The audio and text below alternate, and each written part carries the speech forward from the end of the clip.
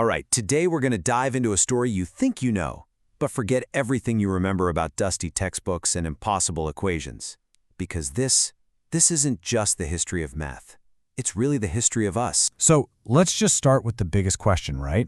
Where did this thing we call math even come from? I mean, was it just cooked up by some lone genius in a dusty old room? No, not even close. The real answer is way more primal, and honestly, it's all around us. See, our entire world is just woven from patterns. You know, you've got the cycles of the moon, the way a tree branches out, the rhythm of the seasons. It's everywhere. And get this, even animals have a basic number sense. They have an instinct for when their pack is outnumbered. So for our earliest ancestors, figuring out these patterns wasn't some academic exercise. No, it was literally the difference between life and death.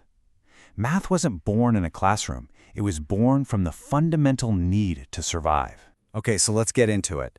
These first crucial sparks of what would eventually become mathematics. Yeah, that basic number sense is baked into a lot of creatures, but we humans, we took that instinct and started to build something completely new. We created a way to count, to measure, and to organize the entire world around us. And this brings us to the first leg of what I like to think of as a massive globe-spanning relay race. Here, in these early empires, math wasn't some abstract idea. It was a powerful, practical tool, forged in the fire of real-world problems, like how do you run a massive empire? I mean, think about it. Egyptian math grew directly out of pure necessity. You've got the Nile flooding every single year. Well, you're going to need a calendar to predict that. And you'll need geometry to redraw all the property lines that just got washed away. And if your empire is growing, you better believe you need arithmetic to calculate taxes and manage all those grain stores. It's this amazing link between bureaucracy and math. And of course, there's no way you're building the pyramids without some serious calculation. But to do any of this, you've got to have a way to write down the numbers, right? The Egyptians had a system based on 10, but honestly, it was pretty clunky. You had a line for 1, a heel bone for 10, a coil of rope for 100. But the biggest problem, the critical flaw, was that it had no concept of place value. A symbol for 1 always meant just 1. But then, their neighbors, the Babylonians, had an absolute stroke of genius. They came up with a system where the position of a symbol changed its value. And that single innovation, place value, was a total game changer. And here's a wild fact that just shows you how big a deal this was. To write the number 999,999, the Egyptians needed 54 separate symbols. 54! It was just incredibly cumbersome. Meanwhile, the Babylonian system, with its elegant place value, was so much more powerful. It's what really paved the way for things like advanced astronomy. So now the torch gets passed to the Greeks. And they take all these practical tools from the Egyptians and Babylonians, and they ask a totally new kind of question. See, for the Greeks, it wasn't enough for a formula to just work. They had to know why it worked. And this was nothing short of a revolution of the mind. And the Greeks' big, crucial innovation was this idea of proof. They basically developed this system where you could start with some really obvious, self-evident truths, they called them axioms, and then use pure logic to build this impenetrable fortress of mathematical certainty. And just like that, math went from being a cookbook full of recipes to a grand system of universal, undeniable truths. And that's why what the Greeks did was so monumental. Seriously, because of proof, a theorem that Euclid laid out 2,300 years ago isn't just some historical fun fact. It is just as true and valid today as it was the day he wrote it. That is the incredible, enduring power of proof. All right, so as the Greek world started to fade and Europe, well, it kind of entered a period of stagnation, you might think the story of math just stopped. But no, the relay torch kept going. It traveled eastward to China and to India, where mathematicians were forging these absolutely breathtaking new tools. Tools that would, eventually, change the entire world. Take China, for example. Over there, mathematicians were tackling some really complex problems. In this famous text, the 9 chapters, they laid out these super sophisticated methods for solving systems of equations, all by using counting rods on a board. But here's the truly astonishing part. Their systematic approach, which was basically a precursor to matrix algebra, it wouldn't even show up in the West for another 1,500 years. Just think about that. But maybe the most profound, the most world-changing contribution from the East came from India. Because before their work, the number 0, as we know it, it just didn't exist. Yeah, the Babylonians had a placeholder, a little gap. But Indian mathematicians, they made this brilliant leap of treating 0 as an actual number, a quantity you could really calculate with. And listen, this wasn't just a small step. It was a quantum leap. 0 was the missing piece of the puzzle. It's what made the whole decimal system we use every single day possible.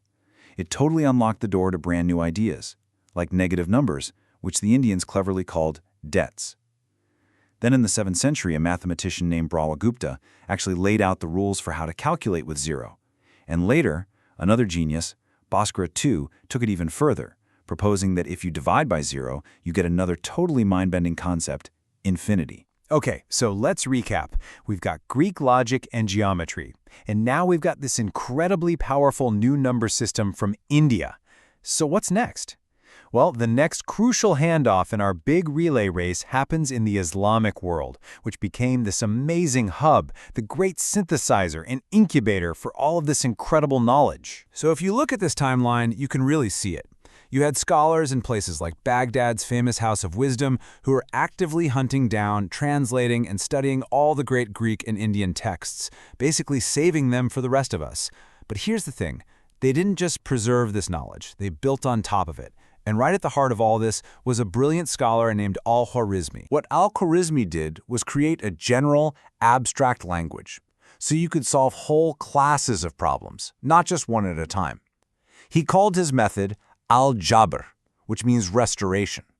And you got to understand, this wasn't just some new trick. It was a revolutionary new language, like a grammar for numbers, that let mathematicians see the patterns behind why things worked. It was a massive breakthrough. And this brings us to the final leg of our story, for now anyway, because as all this new knowledge, these Hindu-Arabic numerals and the powerful language of algebra started to filter into Europe through trade routes and translations, it was like striking a match. It just ignited a fire. After centuries of being relatively quiet, Europe was about to re-enter the race in a very big way. So, what was the next great mountain to climb? The next mathematical Everest? It was the cubic equation. You know those equations with a variable raised to the power of 3? For centuries, the most brilliant minds from China to Persia had tried, and failed, to find a single general formula to solve them.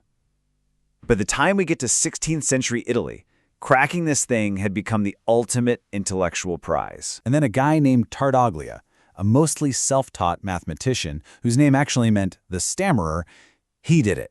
He cracked the code. He discovered the secret formula, the one key that could unlock any cubic equation.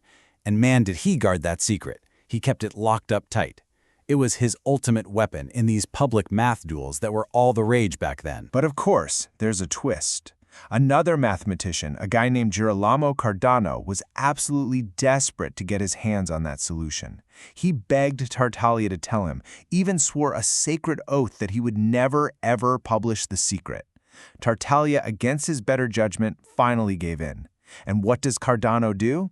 He turns right around and breaks his oath, publishing the formula in his own book. That's why to this day it's often called Cardano's formula. It's this bitter historical injustice that really shows you the intense human drama that can happen in the search for knowledge. But all that drama, it kind of hides the most important truth here.